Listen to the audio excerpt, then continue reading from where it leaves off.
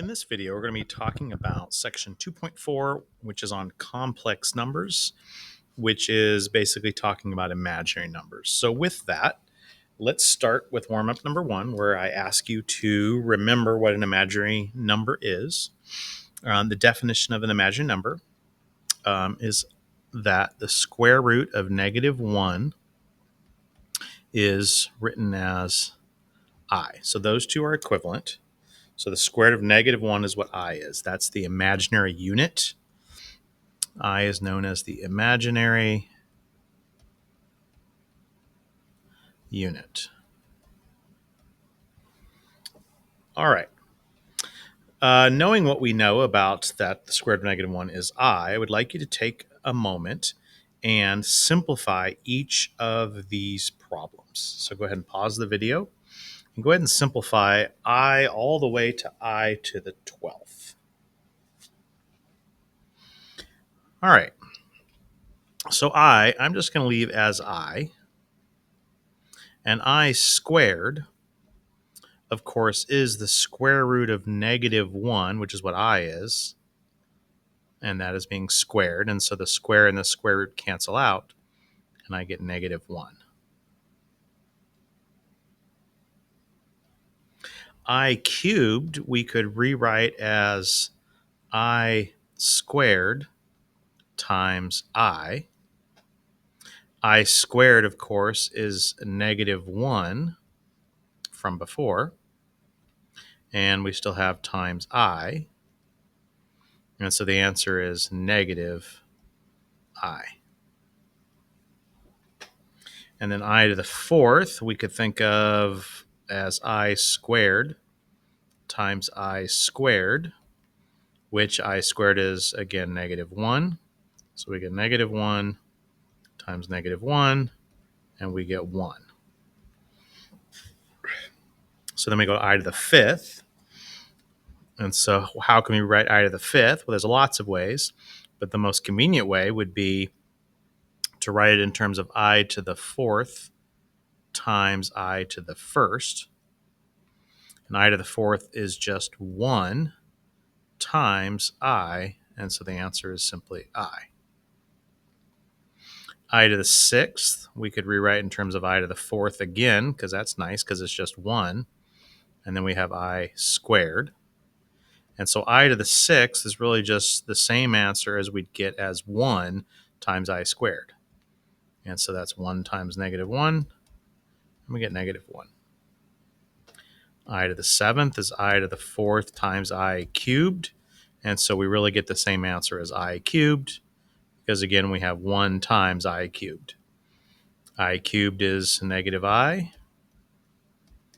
And so I get -I. And I to the 8th is I to the 4th times I to the 4th, which is, of course, is 1 times 1, which is 1. And so we see that every fourth one of these, every, I to the 4th, I to the 8th, they're equal to 1. So I to the 12th is I to the 4th, another I to the 4th, and another I to the 4th. And so that's just going to be 1 again, right? So all of these just keep repeating. So I to the 9th is going to be the same as I to the 10th is going to be the same as I squared. And so that's going to be -1. This is going to be -I, and this is going to be 1. So then if I asked you, what is I to the 197th, we know the answer is going to be one of these 4. What we need to figure out is where in the cycle is this. So what I would do is every fourth one, right? 4, 8, 12, the answer is 1. So I'm going to figure out how many times is 197. How many times 4 go into 197? 4 times 4 is 16. I get 37. 4 goes under 37. 9 times 4 is 36. So I have a remainder of 1. So here's what I think that means. I think I to the 196th times I to the 1st is what we need to do. And I believe what I just found out is I to the 196th is 1. So this just becomes 1 times I. So I think I to the 197th is just the same answer as I. I'm going to double check one more time just to make sure that I didn't do my math wrong. So I'm going to do 196 divided by 4. And again, I get 4 times 4 is 16. Carry, subtract, I get 36. 4 goes into 36 9 times. Remainder of 0. So yes, I to the 196th would be the same as I to the 4th, I to the 8th, I to the 12th, I to anything multiple of 4. And so we're left with 1 times I, and the answer is I. All right, let's keep going. Warm up number 2. Let's review and practice some of our square root simplification.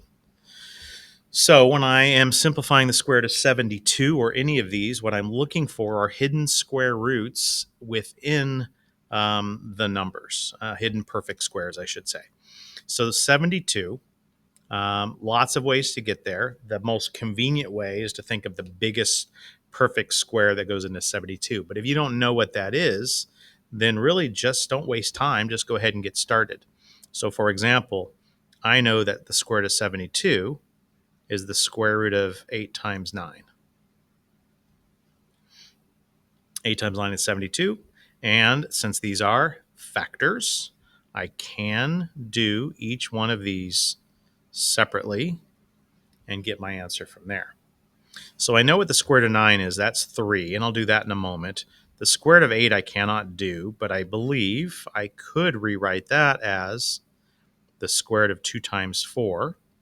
So I'm going to break it up into the square root of 2 times the square root of 4, and I still have the square root of 9.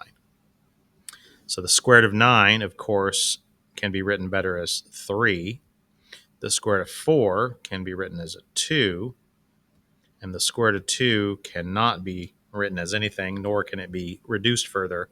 So the answer is 3 times 2, or 6, and then I still have times the square root of 2. There are kids who will take this idea of inside and outside of the square root a little too literally, or I don't know what the right phrase there is, but they get very confused. And what I need you to focus on is there is no inside and outside. There is the answer to the square root of 9, which is a 3. There's the answer to the square root of 4, which is 2. There's the answer to the square root of 2, which is the square root of 2. And I'm just multiplying all these together. 3 times 2 times the square root of 2 gives me 6 times the square root of 2. There's no inside and outside. It's a 6, and it's a square root of 2. Two separate numbers being multiplied together. What that also tells me is I could have got there a lot faster had I realized it was 36 times 2 to get 72, and then I would have had the answer in one step. 84, no idea what the biggest perfect square in there is. I suspect maybe it's 16, but I'm not really sure. So I'm just going to break this one up. And 84, I know 4 goes into it, and it goes in 21 times. Let me check the math. 4 times 1, 4 times 2 looks good. And 21 is just 7 and 3. So I can't break 3 down. I can't break 7 down. I can break the 4 down. So if I was showing all of my work, which I wouldn't expect on this one, I'd probably put that 7 and 3 back together, and the answer would be 2 square root of 21. And that is the answer. So my guess that 16 when 84 was incorrect. Had it gone in, then I would have got an answer of 4 times something, but I didn't. All right, so on part C, we could do it the sort of smart way, or we could do it the not smart way. The not smart way would be to realize that, oh, this is just 4 numbers.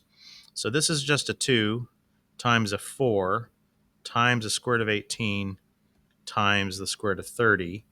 And I can multiply the 18 and 30 together, and I get the square root of some big number. That doesn't seem like a good approach, because whatever I get there, number one, I don't know what 18 times 30 is off the top of my head, but I also definitely don't know what the square root of that is, nor if it has hidden perfect squares. And so what I want to do, I would want to take that number and break it down into two numbers like I did on these.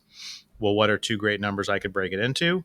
How about 18 and 30, right? So it doesn't make sense for me to necessarily multiply them together in most cases. So I'm going to leave it kind of separate, and I'm going to look at the square root of 18. I'm going to think of that now as, I'll go ahead and combine these, I guess. 8 times, I'm going to turn that into the square root of 9 times the square root of 2.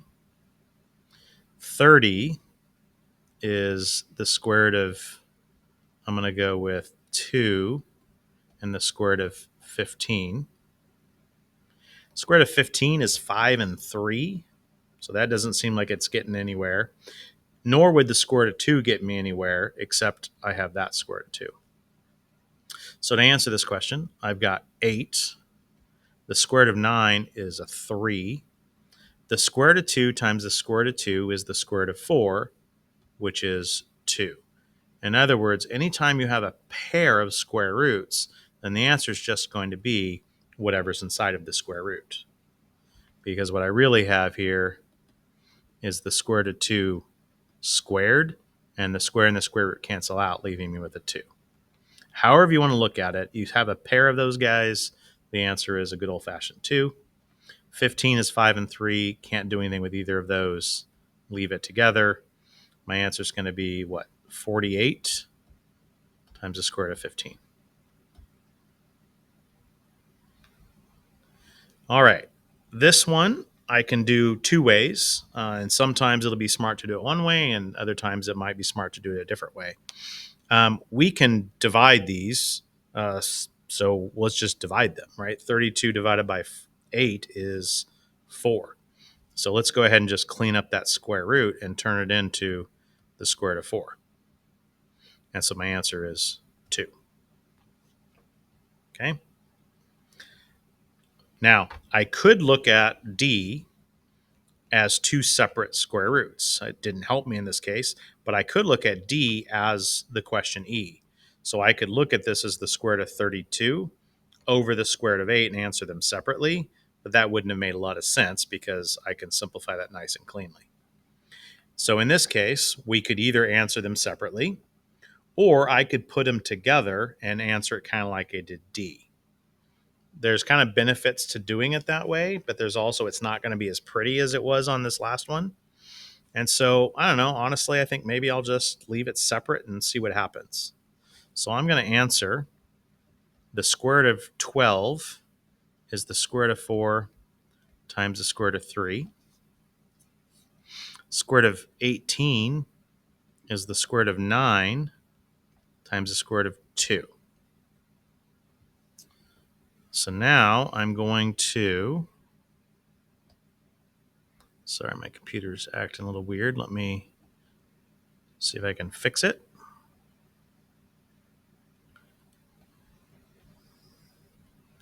All right, so back to the problem. The square root of 4 we know is 2.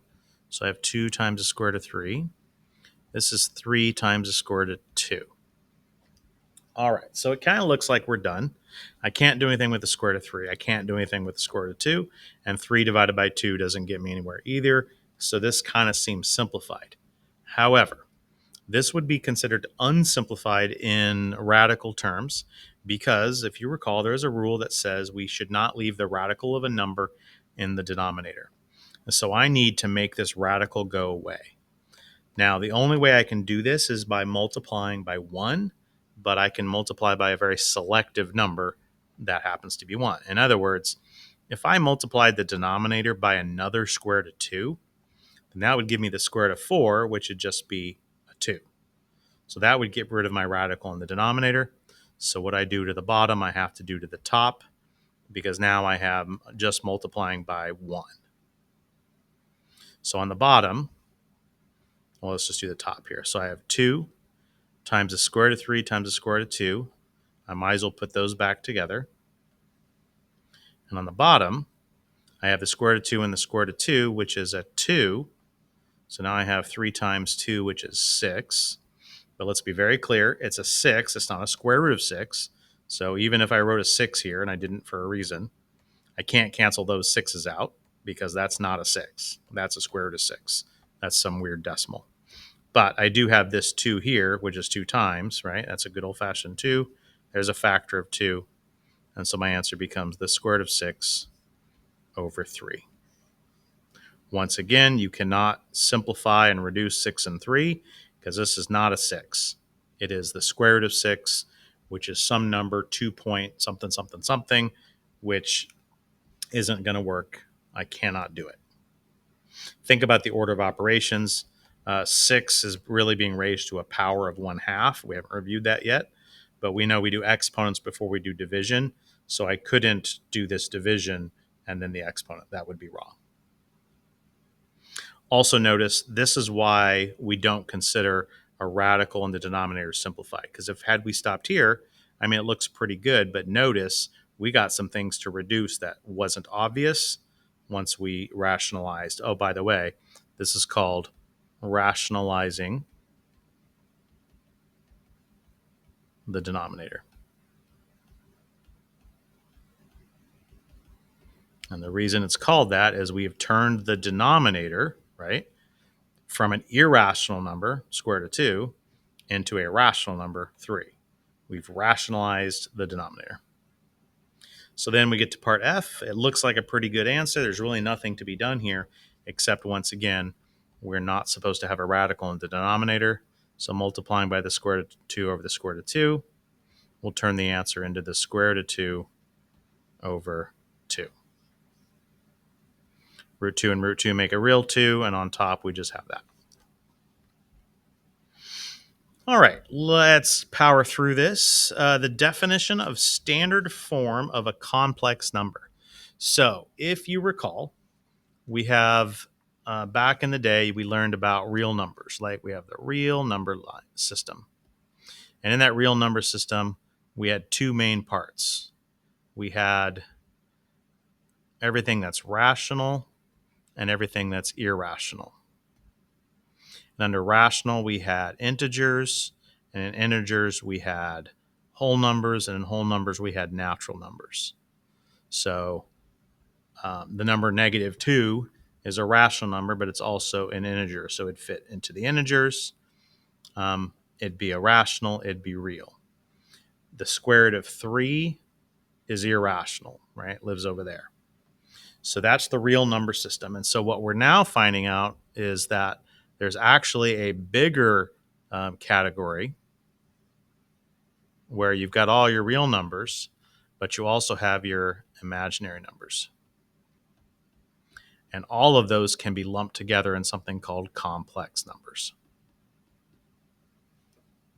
So complex numbers are ones that have an imaginary component and a real component.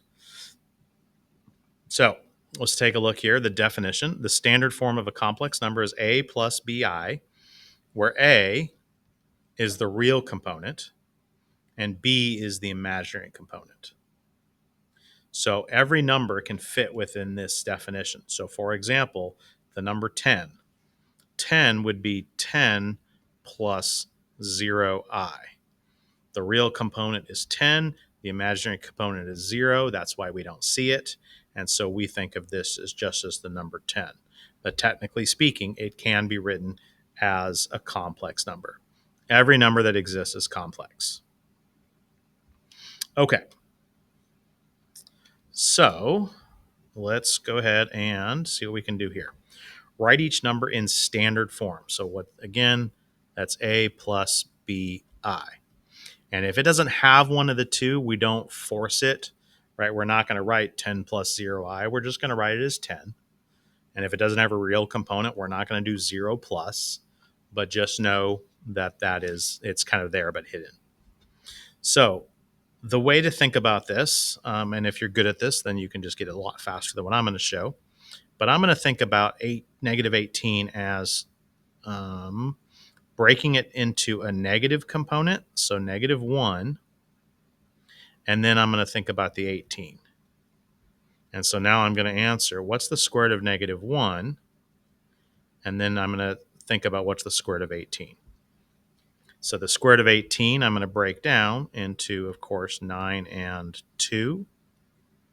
And so now I've got the square root of negative 1 times the square root of 9 times the square root of 2. The square root of 9 is 3. The square root of negative 1 I cannot do, but we can call it I. And the square root of 2 I cannot simplify, and so we would leave it like this. It has no real components, so we're not going to write 0 plus, but this would be, in standard form, a complex number. 1/2, there's really nothing to do. It is a complex number. Technically, it's 1/2 plus 0i, but we're not going to write the 0i. The number is 1/2. Part C looks like we're subtracting two different complex numbers. So when we do this, we're going to subtract and add the common parts together that we can. In other words, we'll add the reals with the reals and the imaginaries with the imaginaries. So in order to do this, we're going to treat it really just like you would a polynomial almost. And so I'm going to distribute. I have 1/3 I minus 1/2 plus 1/6 I. I only have one real component, so that's negative 1/2. And now I got to figure out what 1/3 plus 1/6 is. And so off to the side, if I need to, I got 1/3 plus 1/6. I'm going to get a common denominator. That's going to be 2/6 plus 1/6. And that's 3/6 or 1/2. So that gives me plus 1/2 I.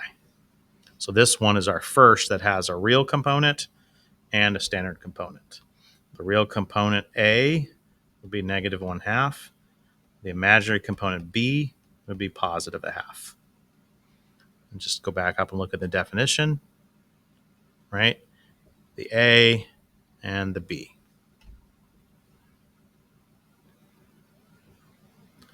All right, part D, we're going to write as a complex number.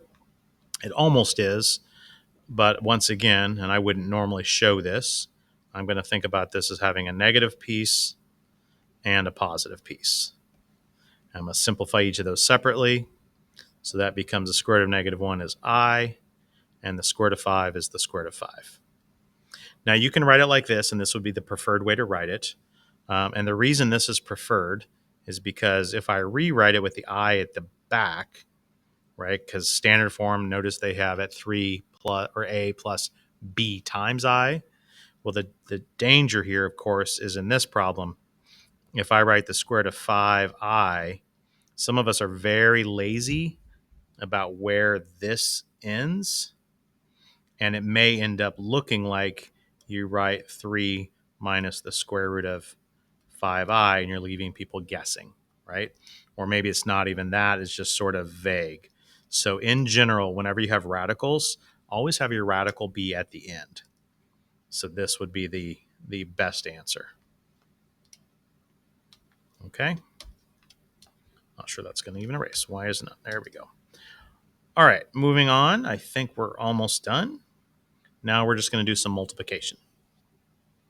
So we are going to multiply, and just like we would if they were polynomials and variables, we're gonna have to FOIL in this case. The difference being that when we multiply i's times i's, we get I squareds, which can be simplified. So don't forget about that. So 3 times 1 is 3, plus 3i. Negative 3i times 1 is negative 3i. Negative 3i times positive 1 is negative 3i squared. Let's make sure I did my math correctly. 3, positive 3, negative 3. Looks good. So those cancel out. I get 3 minus 3i squared. But don't forget, I squared is just the square root of negative 1 squared. And so that is negative 1.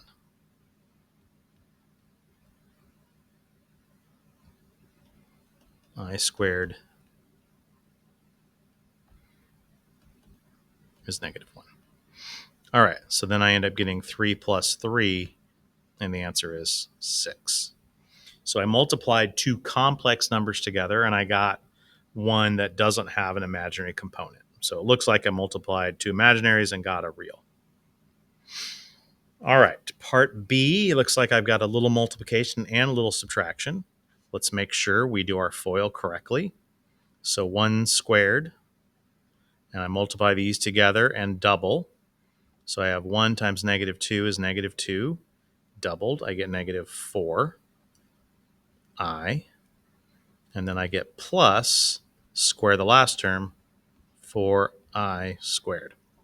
And again, if you're not comfortable with the shortcut, just rewrite it as 1 minus 2i times 1 minus 2i and do the FOIL method, and you will get this.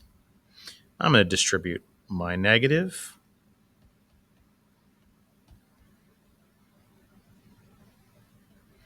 And now I'll combine like terms.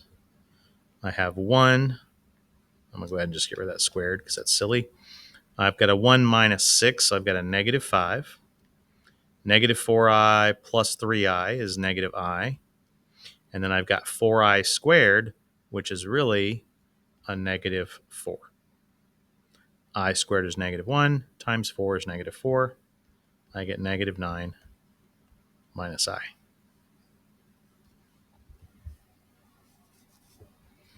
All right, let's see if we got anything left.